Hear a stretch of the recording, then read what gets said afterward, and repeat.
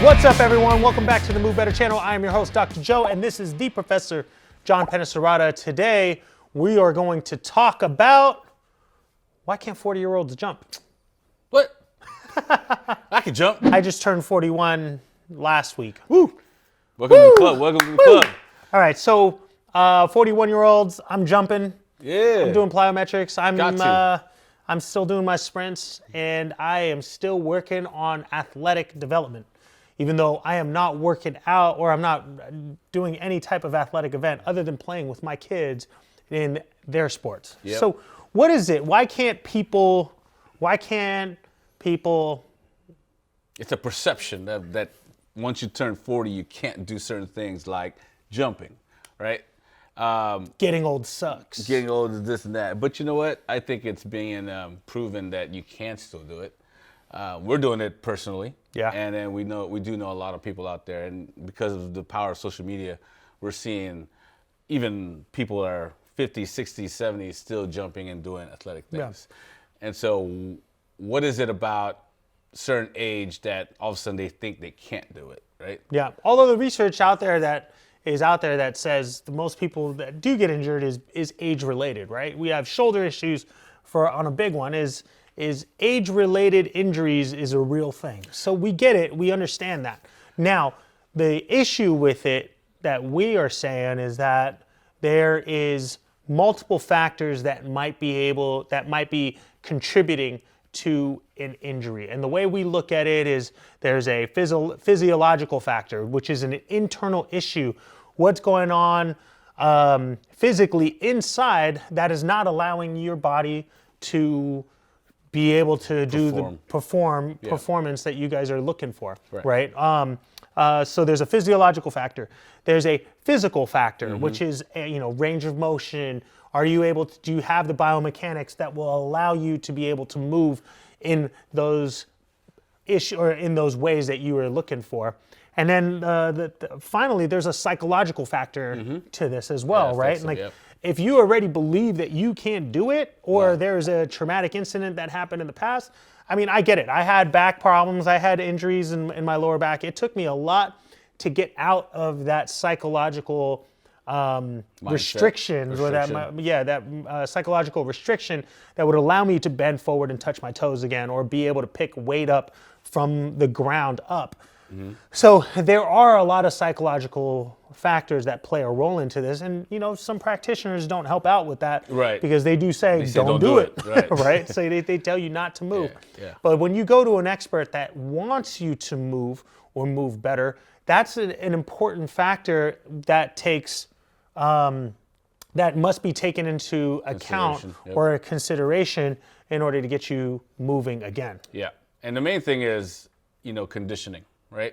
You have to be conditioned to do some of these movements. So if you haven't been doing it, then you have to take proper steps to get you to the point where you can do it again, because your body's still designed to do it. And you got to practice it, right? And yes, as you get older, you do have certain limitations you have to think about and be careful with. But again, if you condition enough, you can continue to push your body a little bit more forward, have enough time to recover. Proper nutrition, and of course be able to work with professionals to help you with all those things, so that you can prevent any type of injury as you get older and as you continue to perform these activities and these athletic sports. Yeah, you should be able to take the capacity, you should be able to take load onto your system, and your body is a very, very adaptable organism, so the more you do it, the better you're going to be. Now, one of the things I also want to take into account here is, capacity. I just said capacity. What is your capacity? Because if there's something that might be off in your life that's causing you not to be able to take this capacity, for a big example, if you have this big stress that's on your system, whether it's relationship, work, if your mental status is not all the way there, and then all of a sudden you start pushing your body to try to do all of these crazy exercises to increase the load onto it, that might cause a traumatic incident. That might cause more injury to the area that you're trying to recover or improve on. Yeah. Okay? Yeah. So be careful. There's so many different factors that people don't take account into. But there's so much that might be limiting you from being able to do all of the things that you want to do. Right, exactly. I mean, we're not trying to tell you to squat 500 pounds, but you should can get to it. You can get to it. Yeah. But cool. So increasing capacity, being able to take the load is, if there's a traumatic incident, you've got to take a step back from it and you got to do maybe a lighter workout. Or if you're trying to increase load, if you're trying to increase capacity, it's not going to be an overnight thing. You've got to build yourself up from all of these things. Yeah. I just saw a meme on this on Instagram recently, and they were using The Office, and one of the guys was saying, how long is it going to take to build my calves? And he said, 2 months, maybe. 3 months, maybe. 4 months, possibly.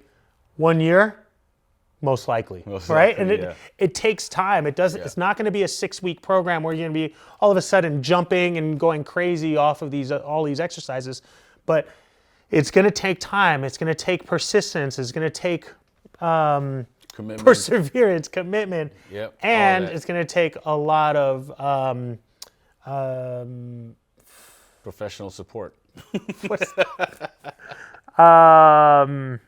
Patience. Patience. It's going to take a lot of patience for you to get to where you need to be. And it's not going to happen overnight, but it's great to challenge yourself. It's great to keep pushing yourself to get over those little tiny maxes, 1 rep maxes, whatever it is that you're looking for. Bottom line, you got to train. You got to train. Right? You got to train, get your body right. If you have to take a few steps back and go baby steps, we would recommend that if you are getting a little bit older. But you have to train. You have to do strength training, mobility training, flexibility training, and then make sure you get recovery and let your body heal. Sometimes people think you got to train all the time hard. Not really. You got to go in different phases, and that's why we have professionals that can help you out. Come over here at Shift, get adjusted, get some soft tissue work. That also will help you be able to recover better.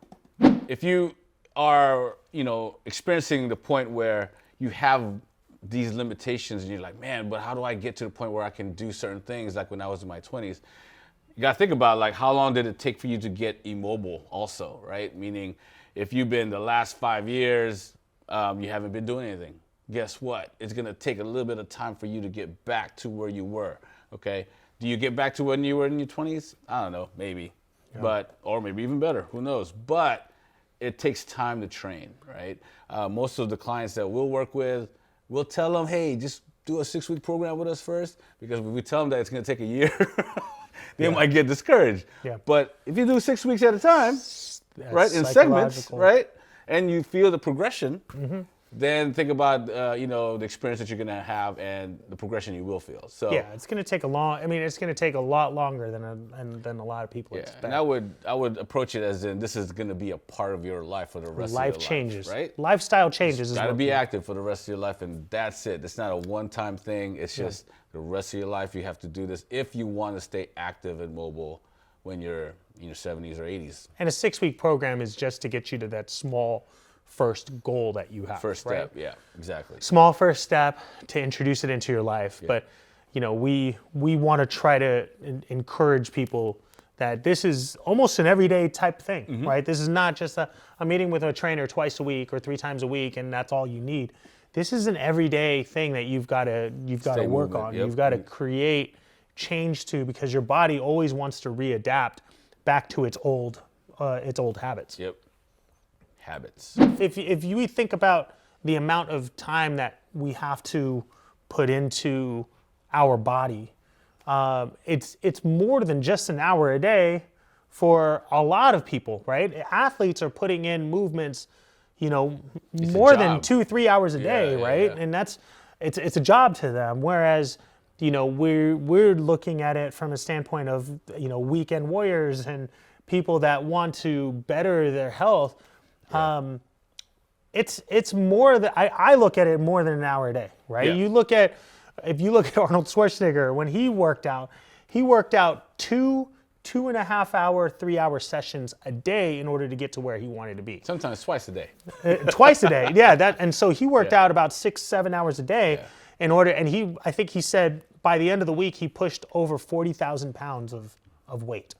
And so that's something from Arnold. Now, of course, we're not looking to be like, oh my God, I got to push 40,000 pounds of weight. No, that's not what we're asking. Is you got to understand that there's time that needs to be put in order to get you where you need to be. There's too much out there where everybody just does high intensity and says 30 minutes a day is just enough, is all I need. There are research studies out there that shows that can be effective, but at the same time, how much is that taking away from the physiological aspects of your system? It's very minimal, right? Yeah. Because of our modern day living. And so that's why HIIT training does help. But think about the little things like, can you walk up the stairs 2-3 times a day versus I'm going to take the escalator or the elevator? Yeah. Just little things like that. You have to be consistent in moving all the time. Yep. And sometimes the boring stuff is the things that are going to get you to where you need to be. Because, I read this earlier, boring sometimes is what you need in order to get you past a certain goal. Yes, sir. So the more you work at it, the better it's going to be. Most underrated exercise is walking. Yep. There it is. All right, guys. Thank you for watching this episode. Hopefully that gave you a little bit of insight on, if you're having challenges with movement, 40-year-olds jumping, being more athletic, so forth and so on.